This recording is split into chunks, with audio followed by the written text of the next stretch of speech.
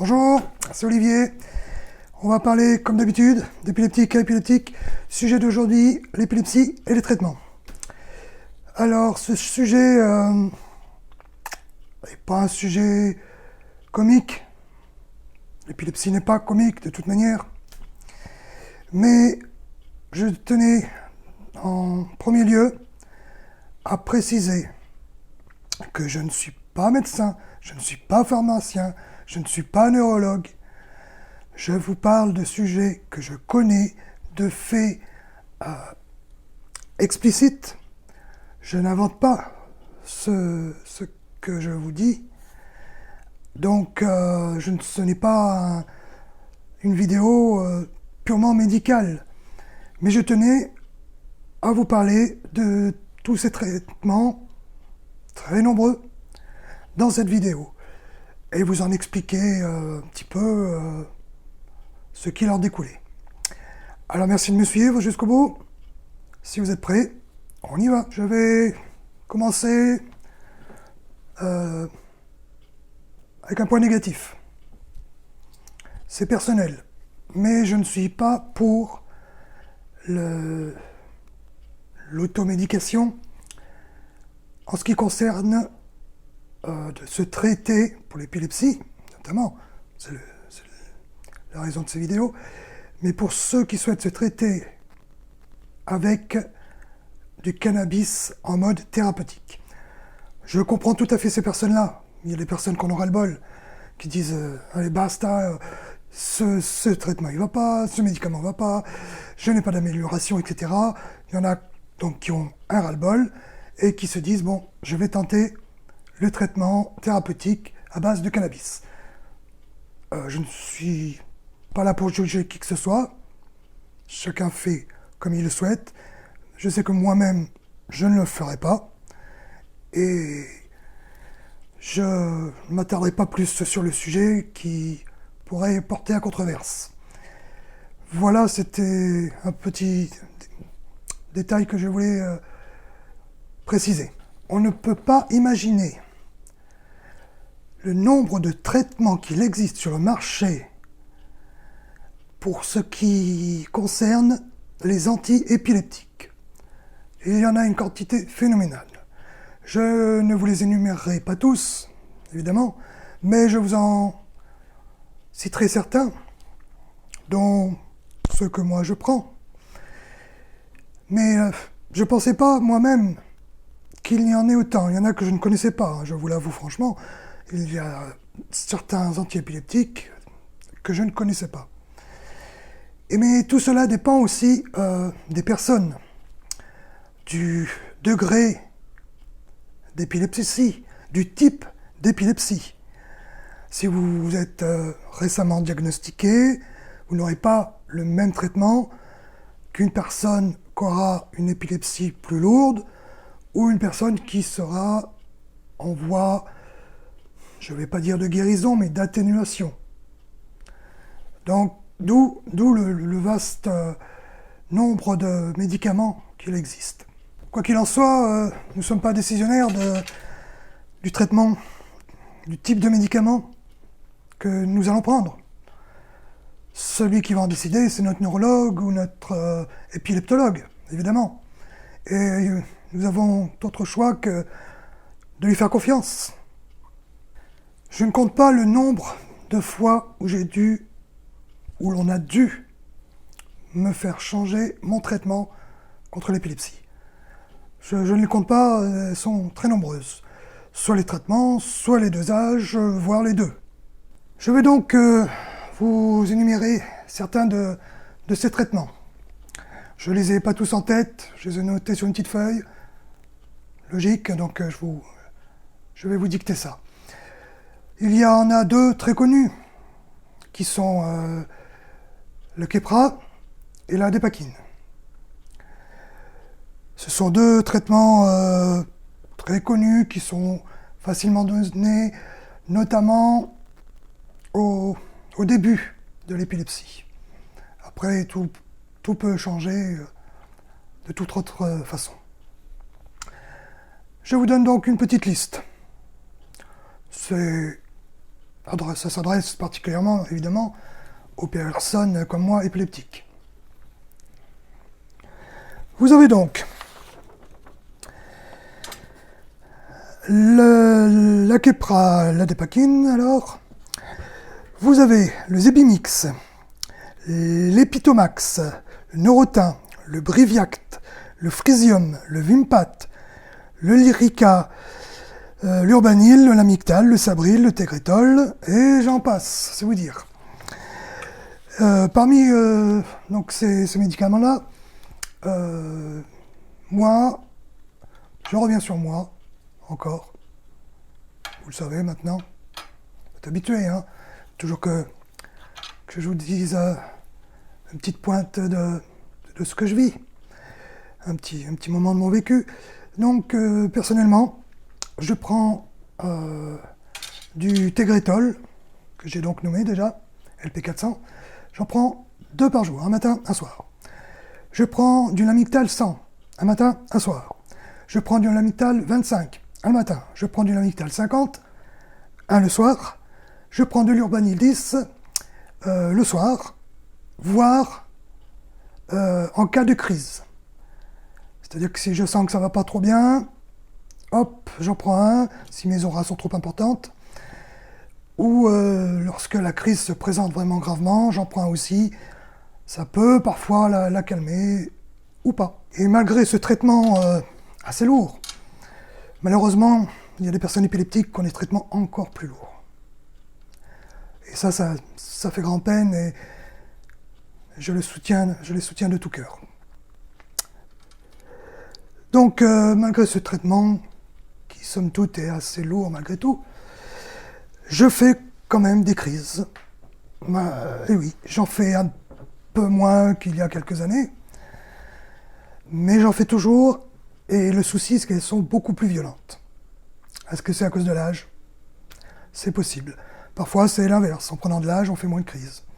Enfin bref, toujours est-il que moi, je fais moins de crises, mais elles sont beaucoup plus violentes. Et mes auras sont beaucoup plus nombreuses aussi qu'avant. Et là aussi, ça dépend des personnes, des types d'épilepsie. Ça dépend de beaucoup de choses. Aucun épileptique n'est pareil. Nous sommes tous différents, chacun avec notre épilepsie. Je me répète, je l'ai déjà signalé ça, mais c'est bien d'appuyer sur la chose. Quoi qu'il en soit, tous ces médicaments antiépileptiques, quels qu'ils soient, ils ont tous des effets indésirables, très perturbants, très gênants. Et ils ont plus ou moins, suivant le médicament. Mais les effets sont l'anxiété, la baisse de morale,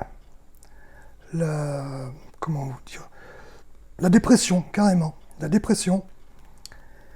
Vous avez aussi la perte ou la prise de poids, l'un ou l'autre.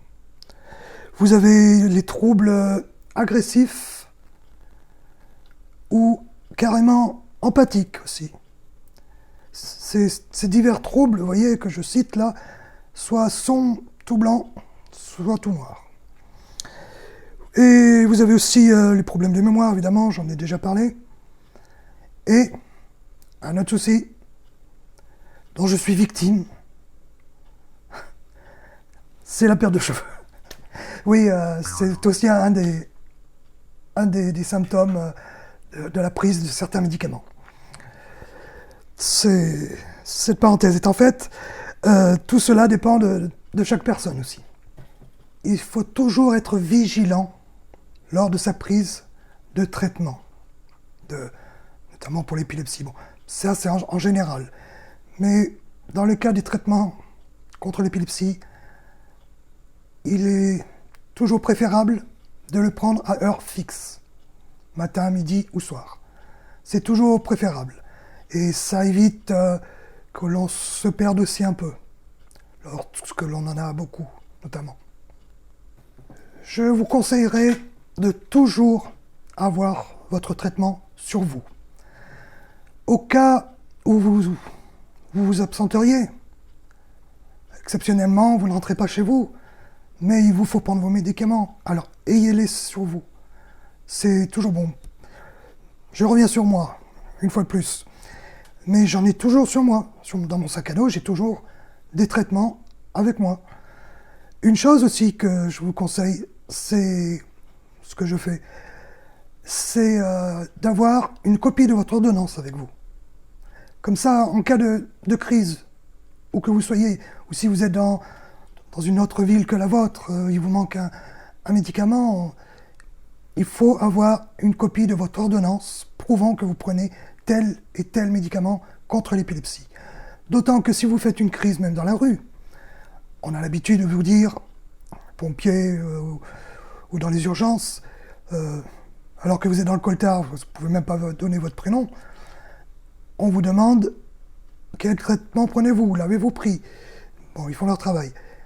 Si vous n'êtes pas capable de le dire, tant bien que mal, vous sortez votre copie d'ordonnance, vous la leur donnez, ils se débrouillent avec, et voilà, tout est beaucoup plus simple et plus sûr. On peut parfois douter sur le fait d'avoir pris son traitement. En cas de doute, ne le prenez pas. Même si vous ne l'avez pas pris, vous avez un doute, ne le prenez pas. Car qu'on ne le prenne pas ou qu'on fasse un surdosage, le résultat sera le même. Il sera négatif. Le mieux est autant que possible. C'est toujours pareil, on a toujours des impondérants. Mais si ça vous est possible, restez chez vous dans ce cas. Prévenez et approche, mais restez chez vous au calme et sans distraction, sans chose qui vous perturbe. Au risque de faire une crise, au moins vous serez chez vous. Je ne vous apprendrai rien, vous qui êtes épileptique. La prise de ces médicaments que nous prenons et la conduite ne vont pas bien ensemble. Donc là aussi, il faut être vigilant, ne pas prendre trop de risques. Il y a quand même, comme on dit, sur les boîtes, la fameuse bande rouge. Tout est dit. Je vais maintenant m'adresser à vous, mesdames, mesdemoiselles. Dans le moment que vous vivez, où vous souhaitez un moyen de contraception, ne faites pas ça au hasard. De toute façon, ce ne sont pas des choses qu'on prend à la légère, mais surtout en tant qu'épileptique, mesdames, mesdemoiselles, prévenez absolument votre neurologue. Lui-même saura vous prescrire le médicament qu'il vous faudra par rapport à ce qui pourrait se passer s'il y avait un lien avec votre anti-épileptique. Votre neurologue sera le mieux à même de vous donner votre moyen contraceptif, le meilleur pour éviter tout souci avec votre traitement anti-épileptique. Je suis toujours avec vous, mesdames et mesdemoiselles. Il y en a qui se demandent, je suis épileptique, mais est-ce que je peux être enceinte? Est-ce que j'ai le droit d'être enceinte? Est-ce qu'il n'y a pas de risque? Oui, même épileptique, madame, mademoiselle, vous pouvez être enceinte. Mais là aussi, il y a certaines choses à prendre en compte. Lorsque vous êtes enceinte, première chose, cela va de soi, vous le précisez à votre médecin traitant, qui par rapport au traitement que vous pouvez déjà prendre, vous donnera son opinion. Mais je vous demande de prendre surtout l'avis de votre neurologue ou de votre épileptologue. Là aussi, c'est lui qui sera le plus à même de vous dire quoi faire, quoi prendre, comment cela va se passer. Car sans être alarmiste, sans vouloir faire peur, le fait d'être épileptique et enceinte peut, ça c'est rare, si on est prudente, tout se passe bien. Mais cela peut avoir des conséquences sur la santé de l'enfant. Donc, restez vigilante, prudente dans des cas comme ça. C'est un homme qui vous le dit, mais si j'en parle, c'est que c'est vrai. Il faut faire attention dans ces deux cas-là. Le cas de la contraception et le cas où vous seriez enceinte. Comme je l'ai déjà dit, avant que l'on dise oui, il se prend pour un toubib, il donne des conseils sur les médicaments. Non, je ne dis pas il faut prendre tel médicament, il ne faut pas prendre tel médicament. Non, je parle depuis ma toute première vidéo d'épileptique à épileptique, mais sur des sujets que je connais, des thèmes que je connais, et ce, sans sujets médicaux approfondis. Le but de mes vidéos, c'est de soutenir, de partager, de renseigner, de conseiller les personnes épileptiques, non épileptiques, récemment diagnostiquées. Je ne suis pas médecin, pharmacien, neurologue. Non, j'apporte mon soutien, des partages. Je veux que cela soit bien compris. D'où mon besoin d'appuyer sur ce point. Je vais terminer ce petit domaine de la santé en vous disant de faire attention, de penser lors de vos traitements si vous partez en voyage. Pensez au décalage horaire qu'il peut y avoir. 1 heure de plus, 4 heures de moins, cela peut perturber la prise de vos médicaments. Alors c'est une chose à laquelle il faut bien penser et il faut être vigilant. Vigilant sur autre chose, un sujet que j'ai déjà abordé, c'est privilégier les douches plutôt que les bains. Un bain fait beaucoup de bien, c'est très relaxant, mais tellement relaxant qu'on peut s'y endormir. On s'y endort, une crise peut survenir, on se noie. J'en ai déjà parlé, mais j'aime insister sur certains petits points de ci, de là, qui ont leur importance malgré tout. Voilà pour ce qui est de cette vidéo. Je vous remercie beaucoup de m'avoir suivi jusqu'au bout. Sujet délicat que j'ai traité. J'espère ne pas avoir été trop barbant, ne pas vous avoir trop saoulé, vous avoir éclairé, informé, sans dramatiser non plus. Et je ne vous donne pas de thème pour la vidéo suivante, car j'en ai 2, 3 en tête et je ne sais pas par lequel je commencerai. Comme je l'avais dit dans une vidéo précédente, je travaille en plus sur des ouvrages en tant qu'auteur. Je travaille beaucoup sur des ouvrages actuellement. J'ai beaucoup de travail, donc des retards sur la publication de mes vidéos. Mais bon, tout ça rentrera dans l'ordre. Alors, quoi qu'il en soit, je vous remercie de m'avoir suivi. Un petit pouce, ça fait plaisir. Abonnez-vous, toujours, rien manquer de ce qui était passé avant, de ce qui suivra. Prenez bien soin de vous surtout. Le moins de petits conseils que je peux donner par-ci par-là, j'espère que ils rentreront et que vous en tiendrez compte. Je l'espère, c'est le but de mes vidéos. Donc prenez bien soin de vous par rapport à tout ce que je peux dire. Et force et courage. À très bientôt. Ciao, ciao.